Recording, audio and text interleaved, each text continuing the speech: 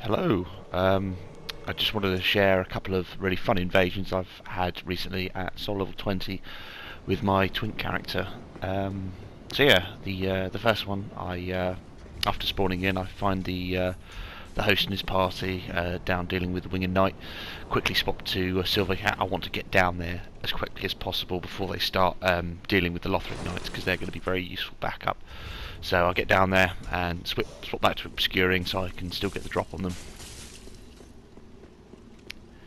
And maybe not the best, all four of them clumped together. Probably not the best way to make an entrance, but I get their attention. And these are the kind of invasions I really love. Like, there are four people there, yes, but they're all level appropriate. Obviously, they've all started together. They could be a group of friends playing the game together, which is fine. And they're all level appropriate. No password summon over level twinks or anything. So anyway, we have the mage. He breaks away. I'm not sure what his plan was, so he aggroes one of the knights. Knight's crossbow, doing good work. Tell you, headshot, love it. Right, so these guys don't seem very PvP confident, so they're all staying up there. They don't want to get the knights involved and have me there as well, but yeah, there you go. Tank a load of soul arrows to the face. I seem to have forgotten what my roll button was. Yeah, so they're pretty timid. They could quite easily rush me down and easily deal with the knights, stun lock me and the knights to death. But they're quite timid and they're staying up there, quite content to throw the soul arrows. So that's fine. I can hassle them from down here. And one of the mages gets brave with his rapier, and the other guys obviously have to come down to support. And this gets the spear knight involved. And he is bad hombre. So this guy gets separated and I get to spam on him and he dies quite quickly. And obviously now the knights are involved, everything's all involved, and there's nothing stopping them from engaging. And we see another dark spirit, Stinky Diglett. Now he helps me in this fight, but we'll see in the next clip how yeah, what his true colours are. So yeah, well he gets the party all rolled up, and he's going in there with Vort's Mace. Great low-level invasion weapon. Highly recommend Vort's Mace. So yeah.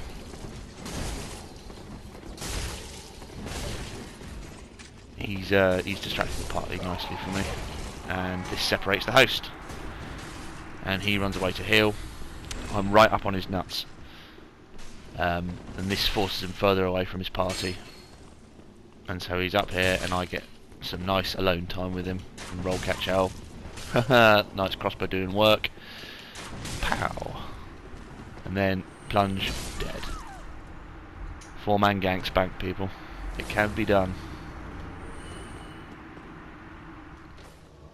Right, and this next clip, we see a familiar face. It's Stinky Diglett.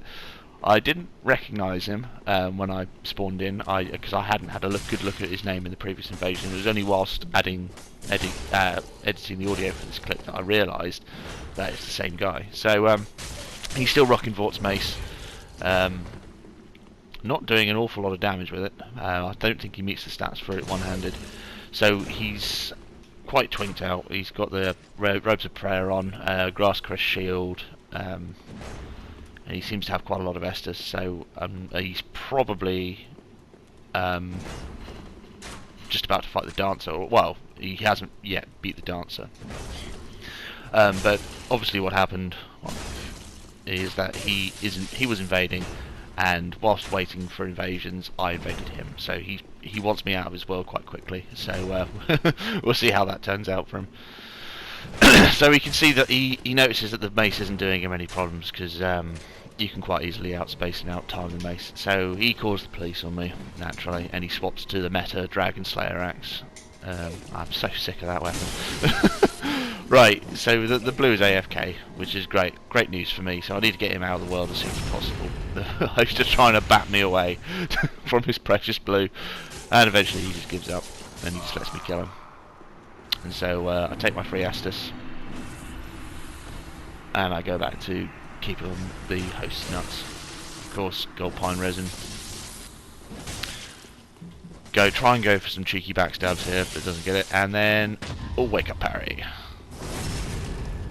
Now after the wake up parry, the host does what a lot of people do once they get parried, is that they will swap to a parrying tool themselves. In this case, he swaps to a cestus, and he starts spamming the fuck out of that parry button. And I think the mentality is that he's embarrassed that he got parried, and now he wants to sort of even it out, and he wants to get revenge on me by parrying me. So you'll see in a minute, he will just mash the fuck out of the parry button.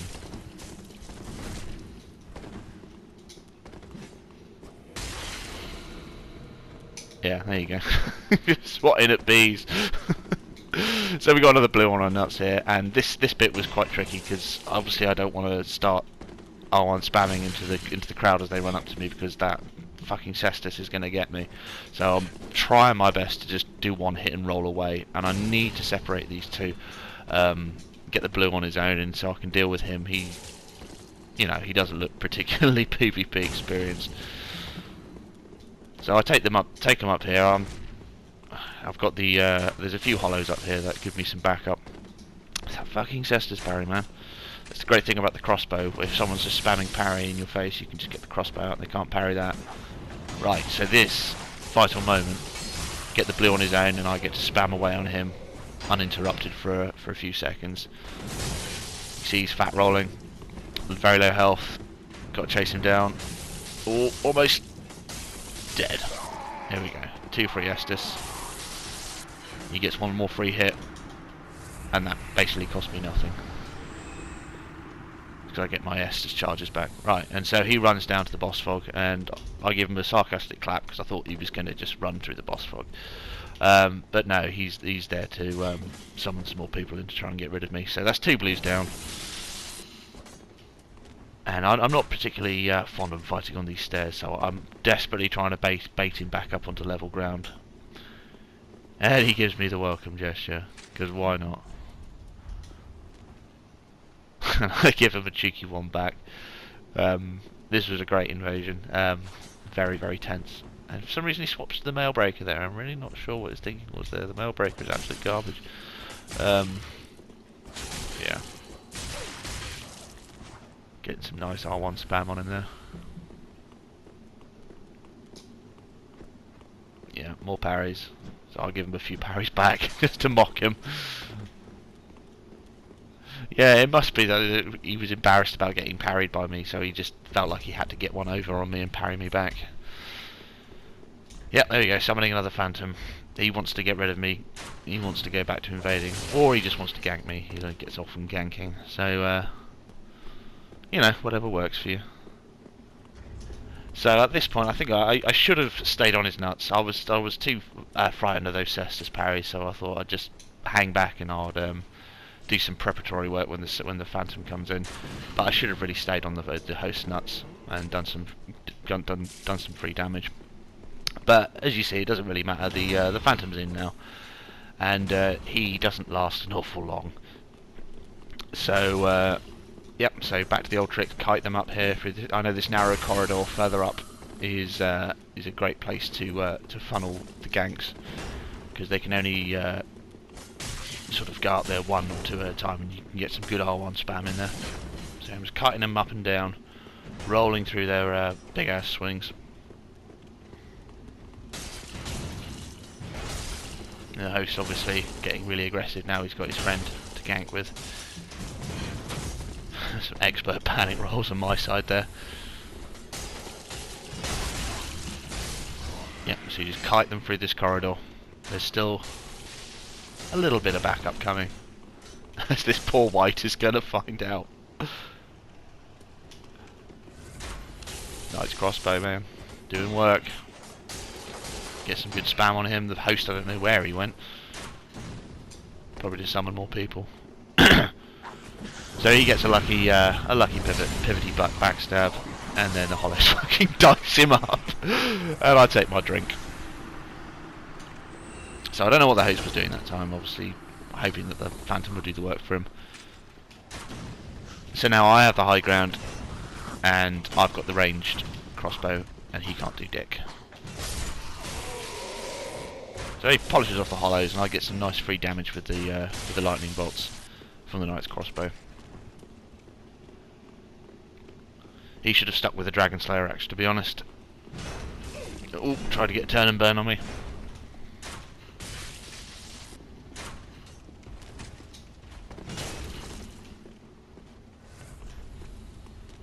I give him another welcome gesture, just to let him know, hey, I'm still here. You haven't killed me yet with your horde of summons. And here comes the third blue. Now at this point I was very much running out of steam, although I'm still pretty good. I've got 6 Estus left. I was sort of how tense and nerve-wracking the fight was. I was starting to lose my cool a little bit, and I was worried that I wasn't going to be able to last much longer. I was quite lucky with the summons he did have, because they weren't exactly they weren't exactly useful to him. They all died pretty quickly. So again, baiting them up the corridor, fire the exploding bolts to get some nice splash damage on both of them. But then the blue starts firing arrows at me, so I can't. I have to retreat.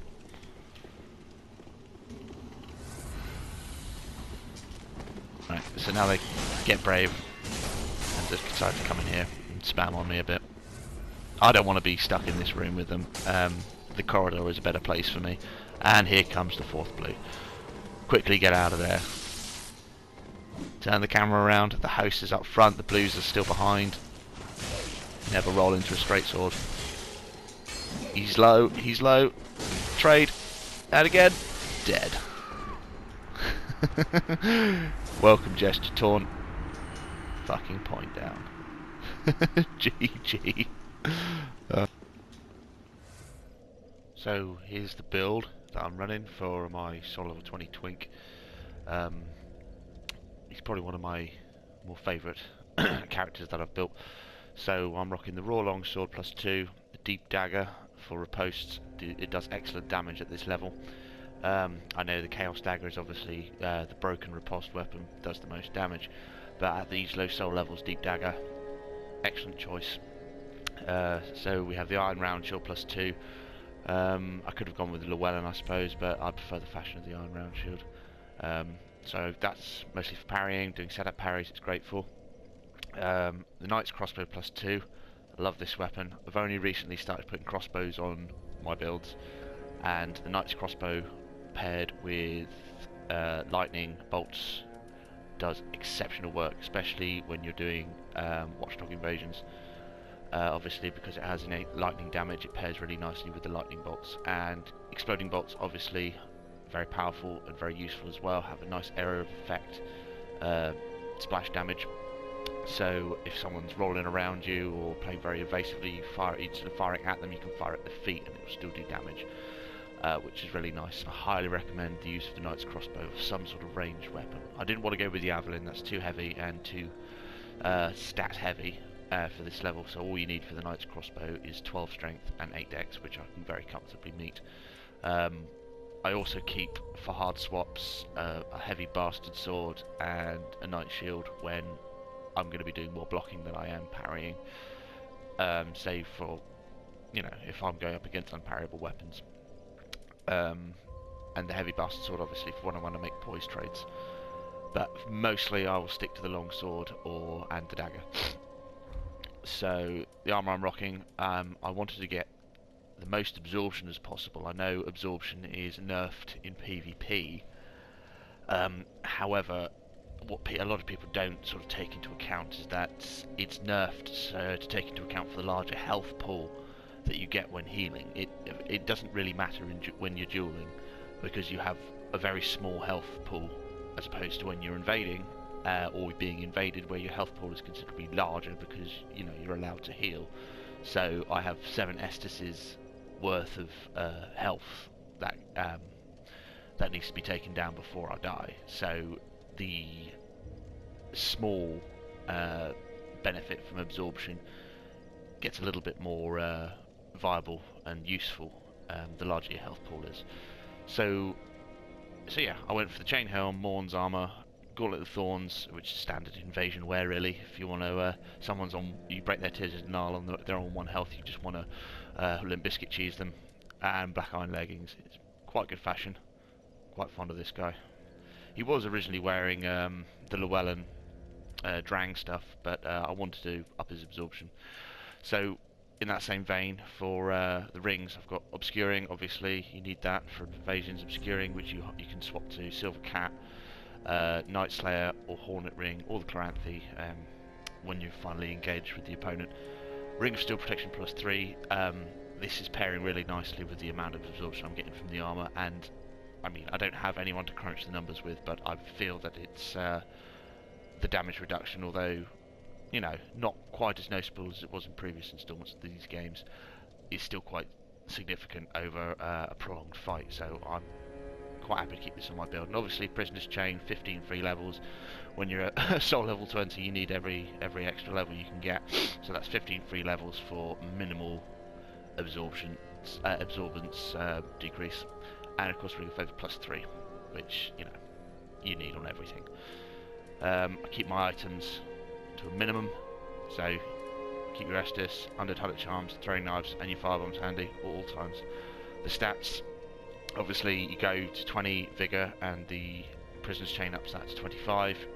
Base Achievement, 19 Endurance, which is up again by the Prisoner's Chain, 20 Vitality, 13 Strength, 12 Dexterity, which I think is the base stats for the Knight class, and then obviously Base Intelligence, Faith, and Luck, which is not something I'm interested in leveling. So the I'm only getting 177 AR out of the Raw Longsword, which is fine, you know. That doesn't, you know, at these low soul levels, I find that survivability is more important than damage output. I could obviously go for, you know, Dragon Slayer Axe, Dark Hand, meta combo, but, you know, I don't. Everyone uses that. It's pretty fucking boring at this point. Yeah, and so Knight's Crossbow gets excellent excellent damage, 260. You can take off about 100 points of health with one lightning bolt, and it's even more when they're in water. So yeah, I'm getting some good absorption. Obviously dark absorption's still garbage, so yeah, pretty good.